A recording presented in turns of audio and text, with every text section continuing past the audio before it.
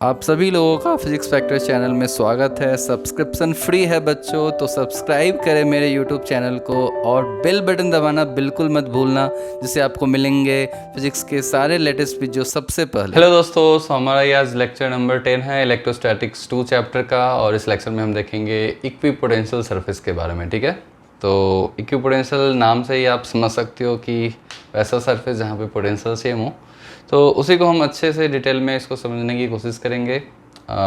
तो चलिए स्टार्ट करते हैं आज का लेक्चर। आप मेरे चैनल पर न्यू हो तो please do subscribe. It helps me to motivate basically to make more such videos fast, so that मैं अपने गोल को कंप्लीट कर सकूँ। हमारा गोल है कि अक्टूबर 2020 तक 11th 12th दोनों का सिलेबस कंप्लीट करना। ठीक है, तो चलिए स्टार्ट करते हैं। हमारा टॉपिक है इक्विपोटेंशियल सरफेस। तो मैं इसको समझाने के लिए आपको क्या करता हूँ, मैंने एक चार्ज यहाँ पे Q रख दिया। ठीक है, मैंने एक सेंटर पे एक चार्ज Q रख दिया। अब इस चार्ज के द्वारा आपने ऑलरेडी पढ़ा है क्या है कि यहाँ इस चार्ज के द्वारा चारों साइड रेडियली आउटवर्ड क्या होगी, इलेक्ट्रिक फील्ड होगी। ऐसे हर डायरेक्शन में इनफाइनाइट फील्ड लाइंस होगी। मैंने तो बस 8 फील्ड लाइंस बनाई है, मगर ये इनफाइनाइट फील्ड लाइंस है, बहुत सारी फील्ड लाइंस। ठीक है, और आपको पता है पोटेंशियल भी चार्ज के द्वारा, पॉइंट चार्ज के द्वारा पोटेंशियल किसी भी पॉइंट पे r डिस्टेंस पे, सपोज यहाँ पे पॉइंट P है, तो इस Q चार्ज के द्वारा r डिस्टेंस पे पोटेंशियल क्या होगा। सपोज ये r1 डिस्टेंस है, तो इस पॉइंट P पे उसका कुछ पोटेंशियल होगा। अब उस सेंटर से आप देखो, एक तरह से बहुत सारी ऐसे डिस्टेंसेस होगी जो r1 होगी, तो एक तरह से आपको एक सर्कल दिख जाएगा। तो मैं एक सर्कल ड्रॉ कर देता हूँ।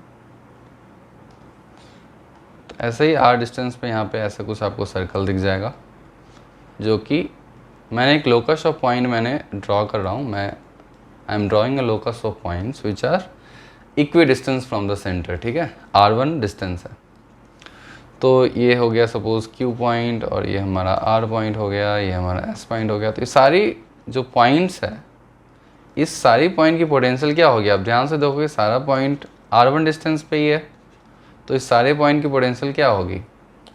पोटेंशियल का फॉर्मूला KQ/R1। Q तो हमारा कांस्टेंट है, K हमारा कांस्टेंट है, R1 भी कांस्टेंट है। तो ये सारे potential of P equals to potential of Q equals to potential of R and so on. तो इसका मतलब ये हुआ कि चार्ज के अराउंड ऐसी लोकस ऑफ पॉइंट्स एग्जिस्ट कर रही है जहाँ पे पोटेंशियल सेम है। तो वो लोकस ऑफ पॉइंट्स को आप एक तरह से ज्वाइन करोगे तो क्या बन जाएगा, आप ध्यान से देखो। यहाँ पे मैंने 2 डायमेंशनल में एक सर्कल बनाया, तो बेसिकली वो स्फीयर बन जाएगा 3 डायमेंशनल में, एक स्फेरिकल सरफेस बन जाएगा। तो उस स्फेरिकल सरफेस के हर एक पॉइंट पे पोटेंशियल क्या होगा, सेम होगा। तो उसी स्फेरिकल सरफेस को हम बोलते हैं इक्विपोटेंशियल सरफेस। और ये ऐसा नहीं है कि सरफेस आपको दिखेगा, that is an imaginary surface. ठीक है, तो इसको कैसे डिफाइन कर सकते हैं, ऐसे ही मतलब आप कोई और कन्फिग्रेशन भी ले सकते हो। सपोज एक और मैं कन्फिग्रेशन लेता हूँ, एक लीनियर चार्ज। मैंने एक इन्फाइनेटली लीनियर चार्ज लिया, इन्फाइनेटली लॉन्ग लीनियर चार्ज। तो अब देखोगे यहाँ पे इलेक्ट्रिक फील्ड कैसी है, इसकी इलेक्ट्रिक फील्ड इसके द्वारा ऐसे है। मैंने इन्फाइनेटली लिया ताकि मैं सिमेट्रिकली दिखा सकूँ आपको। और ये इलेक्ट्रिक फील्ड तो मैंने ऐसे बनाया है, एक्चुअल में क्या होता है, ये रेडियली आउटवर्ड होता है। मतलब एक तरह से सिलेंडर एक बना सकते हो यहाँ पे, तो किसी भी पॉइंट पे बेसिकली एक सिलेंडर आप ड्रॉ कर सकते हो। और ये सिलेंड्रिकल रीजन, ये जो हमारा सिलेंड्रिकल सरफेस है ना, ये सिलेंड्रिकल सरफेस हमारा इक्विपोटेंशियल सरफेस है, क्योंकि ये सारे पॉइंट इक्वी डिस्टेंस है उस लाइन से। Line is a collection of points, उस सारे पॉइंट से ये जो सरफेस का सारा पॉइंट है वो इक्वी डिस्टेंस है। और चूंकि यहाँ पे इलेक्ट्रिक फील्ड भी सेम है और यहाँ इसके द्वारा पोटेंशियल भी सेम होगा, तो इसको हम बोलते थे ये सारा पॉइंट जो है इक्विपोटेंशियल सरफेस है। तो ये हमारा सिलेंड्रिकल इक्विपोटेंशियल सरफेस हो गया। ठीक है, सिलेंड्रिकल इक्विपोटेंशियल सरफेस। ठीक है, दो अब मतलब अब इसको डिराइव करना पड़ेगा कि पोटेंशियल की वैल्यू क्या होती है। मे बी नॉट डिफाइन भी आ सकती है, या फिर कुछ वैल्यू आ जाए। तो मैं बस इलस्ट्रेशन के लिए मैं बता रहा हूँ कि किसी भी तरह का शेप या कोई सरफेस एक इक्विपोटेंशियल सरफेस हो सकता है। तो हम इसको कैसे डिफाइन कर सकते हैं? हम इसको डिफाइन करेंगे एन इमेजिनरी सरफेस बाउंड्री और an imaginary surface imaginary surface, ठीक है, eight which the value of electric potential is same is known as equipotential surface। तो ये आपका डेफिनेशन हो गया एग्जाम वगैरह में लिखने के लिए। समझने के लिए तो काफ़ी आसान है, मैंने बता दिया। तो एक इमेजिनरी सरफेस, अब ऐसा सरफेस मैंने स्फेरिकल बनाया, ये सिलेंड्रिकल भी हो सकता है, ये आपका प्लेन सरफेस भी होता है, ऐसे प्लेन। बेसिकली आप काफ़ी दूर चले जाओगे, इस तरह के कॉन्सेंट्रिक स्फीयर्स आपको मिलते जाएंगे, ठीक है। तो ये सारी कॉन्सेंट्रिक जो स्फीयर है बेसिकली ये सारी इक्विपोटेंशियल सरफेस है, ठीक है। अब ध्यान से आप देखोगे इलेक्ट्रिक फील्ड यहाँ परपेंडिकुलर पास हो रही है हर एक सरफेसेस से, तो इसका वन ऑफ द प्रॉपर्टी है, तो इस प्रॉपर्टी को भी हम आगे देखेंगे। अब इस तरह के स्फीयर्स को आप बहुत आगे बनाओगे, काफ़ी दूर चले जाओगे, तो बेसिकली ये पैरेलल एक तरह से सरफेसेस दिख जाएगी, ठीक है, काफ़ी दूर जाओगे तो, ठीक है। तो मतलब किसी भी तरह का शेप हो सकता है इक्विपोटेंशियल सरफेस का। तो ये जस्ट डेमोन्स्ट्रेशन था। तो चलिए इसके प्रॉपर्टीज़ की बात कर लेते हैं। तो प्रॉपर्टीज़ ऑफ इक्विपोटेंशियल सरफेसेस, ठीक है।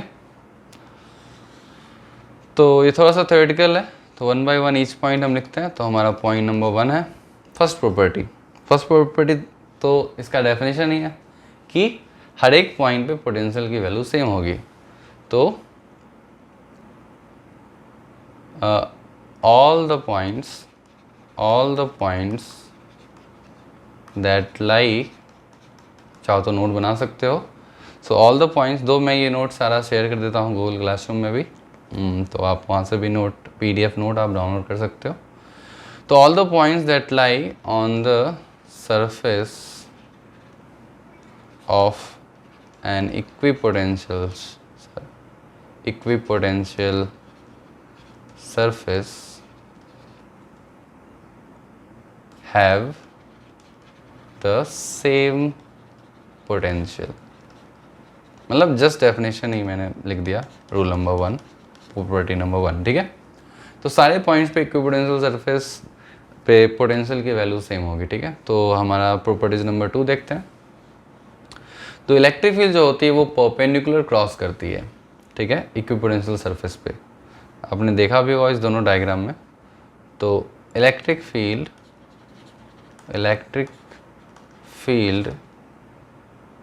मस्ट क्रॉस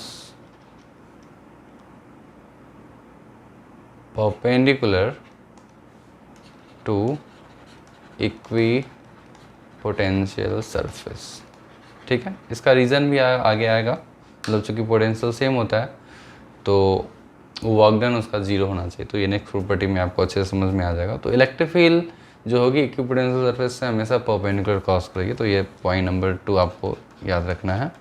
पॉइंट नंबर 3 क्या है? अब वर्क डन के बारे में हम बात करते हैं। तो जो वर्क डन होगा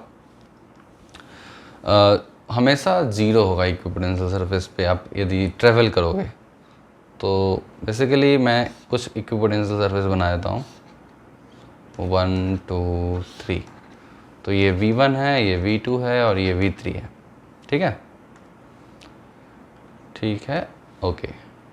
मैंने पॉइंट ए लिया A और मैंने पॉइंट B लिया और मैंने एक चार्ज लिया Q।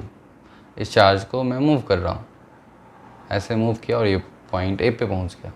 कोई वर्क नहीं होगा, क्योंकि वर्क का क्या डेफिनेशन है? Work is potential at A minus potential at B into charge. ये तो 0 आ गया, ठीक है। यहाँ पे एक डाउट होगा, यदि सपोज मैं इस चार्ज को ऐसे ले जाके ऐसे ले जाऊँ या फिर ऐसे ले जाके ऐसे ले जाऊँ, किसी भी तरह से मैं उसको A पॉइंट पे ले जाऊँ, थोड़ा नीचे मुड़ा के दूसरे सरफेसेस पे ले जाके वापस ले जाऊँ, तो भी जो वर्क डन आएगा वो 0 ही आएगा, क्योंकि फाइनल और इनिशियल पॉइंट सेम है। ठीक है, कि 0 क्यों होता है? ऐसा नहीं है कि वर्क डन नन 0 होगा, मतलब नन 0 मतलब वर्क डन होगा ही नहीं, वर्क डन होगा, यहाँ पे कुछ पॉजिटिव वर्क होगा, फिर यहाँ पे कुछ नेगेटिव वर्क हो जाएगा।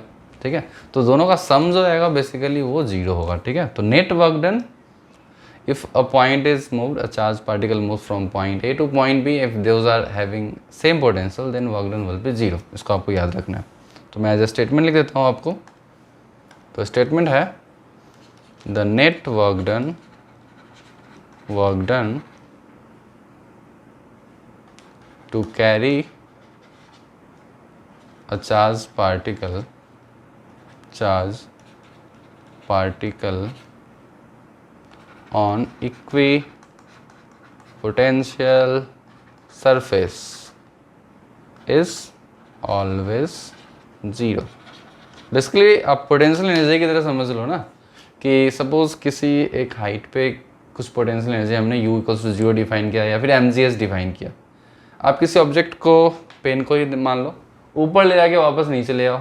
ऊपर ले जाने में तो वर्क लगा आपको, मतलब पॉजिटिव वर्क करना पड़ा, उसके बाद नेगेटिव वर्क करना पड़ा, तो नेट वर्क जो हमारा आएगा 0 basically.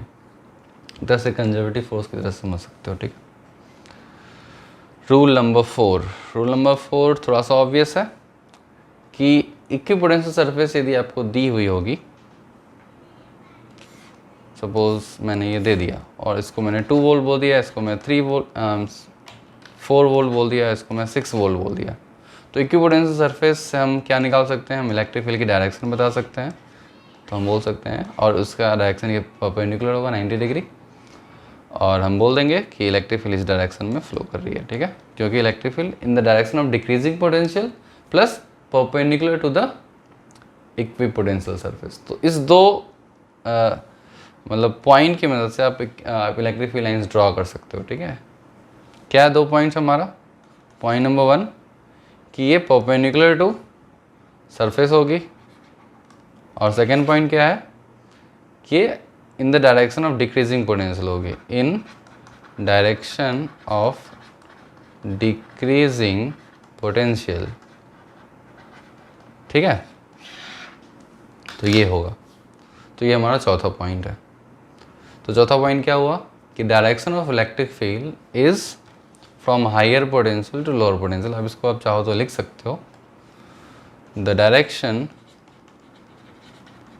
Of electric field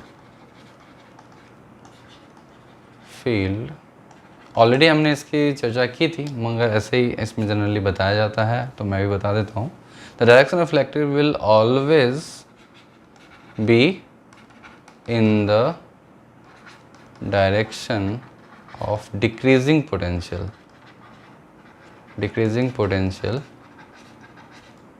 and perpendicular to equipotential surfaces। तो आप इसको याद रख सकते हो एज ए पॉइंट नंबर 4। तो हमने ये प्रॉपर्टी देख लिया इक्विपोटेंशियल सरफेसेस की। ठीक है, तो चलिए इस पे कुछ प्रॉब्लम्स कर लेते हैं, तो चीज़ें और थोड़ी क्लियरिटी बढ़ जाएगी। तो मैं क्वेश्चन नंबर 1 दे देता हूँ आपको क्विकली। कुछ क्वेश्चंस है उसको डिस्कस मैं कर लेता हूँ क्विकली। तो क्वेश्चन नंबर 1, तो क्वेश्चन नंबर 1 हमारा ओके, ये हमारा क्वेश्चन नंबर 1 है। अब देखो कितनी स्पीड से आप क्वेश्चन को सॉल्व कर लोगे। कॉन्सेप्ट तो समझ में आ गया, तो आप क्वेश्चन देख लो, क्वेश्चन पढ़ लो, आप खुद से ट्राई करो। The work done in moving A positive charge on equipotential surface, straight forward property से क्वेश्चन है। ठीक है, क्या होगा? यदि कुछ भी मेंशन नहीं किया तो आप क्या एज्यूम करोगे? नेट वर्क डन एज्यूम करोगे। तो moving A positive charge on equipotential surface, equipotential surface पे मूव कर रहे हो, तो क्या होगा? 0। Okay, that's question number 1। Simple है, टफ क्वेश्चन मैं अभी नहीं ले रहा हूँ, टफ क्वेश्चन मैं लेता हूँ लेक्चर के एंड्स में, चैप्टर के एंड में। एरोडोव के प्रॉब्लम्स जेई में पूछे गए, लास्ट 10 ईयर प्रॉब्लम्स, नीट में पूछे गए प्रॉब्लम्स, एडवांस में मेंस में पूछे गए प्रॉब्लम्स। ठीक है, और फिर एससी वर्मा के ही प्रॉब्लम्स हम लेते हैं तो चलिए क्वेश्चन नंबर 2 लेते हैं क्विकली। क्वेश्चन नंबर 2 हमारा ये है, ओके। ऑलराइट, तो क्वेश्चन नंबर 2 मैं पढ़ देता हूँ। Equipotential surface associated with an electric field which is increasing in magnitude along x direction. Okay, तो इलेक्ट्रिक फील्ड किस डायरेक्शन में है? एक्स डायरेक्शन में है, ई एक्स में लिख देता हूँ। तो इक्विपोटेंशियल सरफेस कैसा होगा? प्लेनर सरफेस होगा, बेसिकली प्लेन्स होंगी इस तरह से। अब ये प्लेन्स कैसी होगी? ऑब्वियसली ये एक्स एक्सिस है तो इसके परपेंडिकुलर प्लेन कौन सा होता है? Y Z plane. तो हमारा ये वाई जेड प्लेन है, तो ऑप्शन ए इज करेक्ट। ठीक है, तो और कोई ऑप्शन तो नहीं होगा। बी और सी तो हमने रॉन्ग कर दिया, गलत होगा। बी और सी तो X Z plane X Y plane होगा नहीं। डी को एक बार मैं पढ़ लेता हूँ। Coaxial cylinders of increasing radius around the x axis. Around x axis नहीं होगा, मतलब अराउंड वाई एक्सिस तो कहा जा भी सकता था। तो ठीक है, तो हमारा option A is only correct. तो चलिए क्विकली लास्ट क्वेश्चन डिस्कस करते हैं इस लेक्चर का। तो क्वेश्चन नंबर 3 डिस्कस करते हैं। ओके, तो हमारा क्वेश्चन नंबर 3 डायग्राम एक दिया हुआ है और आप क्वेश्चन को रीड करो, मैं भी साथ में रीड करता हूँ, और फिर आप इसको पॉज करके आप खुद से गेस करना क्या इसका आंसर है, और फिर मैं सॉल्यूशन बताऊंगा तो उसको आप मैच करके खुश हो जाना। ठीक है, तो चलो क्वेश्चन नंबर 3 में डिस्कस कर देता हूँ। There are 2 equipotential surfaces as shown in figure.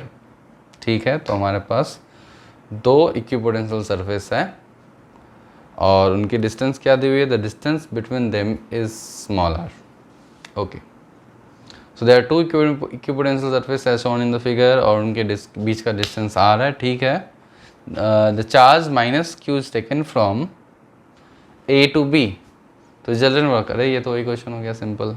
दोनों इक्विपोटेंशियल सरफेस हमने एग्जाम्पल इलस्ट्रेशन में देखा था, थ्योरी में वर्क डन 0 होगा, तो आपको सोचना ही नहीं है वर्क डन के बारे में यहाँ पे, तो आंसर 0। अरे ये तो मैंने इजी क्वेश्चन ले लिया था। ओके ठीक है, कोई बात नहीं। इक्विपोटेंशियल सरफेस पे वैसे ज़्यादा क्वेश्चंस बनते नहीं हैं, तो और क्वेश्चन आगे आएंगे तो हम देखेंगे। ठीक है, तो ये था हमारा इक्विपोटेंशियल सरफेस के बारे में लेक्चर। अब आगे के लेक्चर में हम बात करेंगे और चीज़ें, जैसे बेसिकली कंडक्टर्स की चर्चा करेंगे। कंडक्टर्स हमने अभी जितने भी लेक्चर्स में हमने देखा तो मोस्टली नॉन कंडक्टिंग सरफेसेस हमने देखा। हमने चार्ज को प्लेस किया था यूनिफॉर्मली, उस पर फिक्स किया था।